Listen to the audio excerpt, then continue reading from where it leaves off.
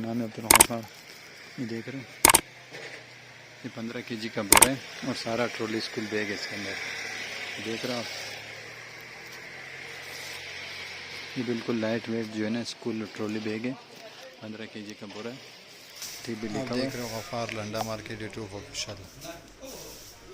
Video को skip ना करें, एंड तक देखते रहें ताकि मेरे वीडियो ये सारा जो है ना ट्रॉली स्कूल बैग है।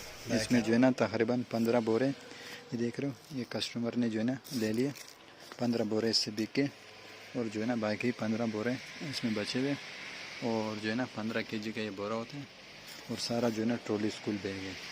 देख रहे हो आप,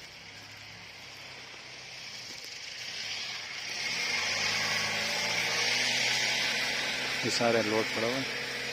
देख रहे हो, बच्चों के स्कूल बैग है, ट्रॉली बैग।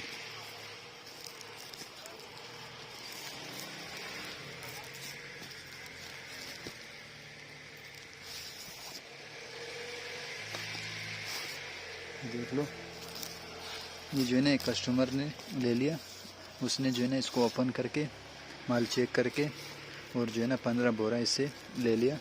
ये देख रहे हो, ये सारा उसका माल पैकिंग हो गया। ये देख रहे हो।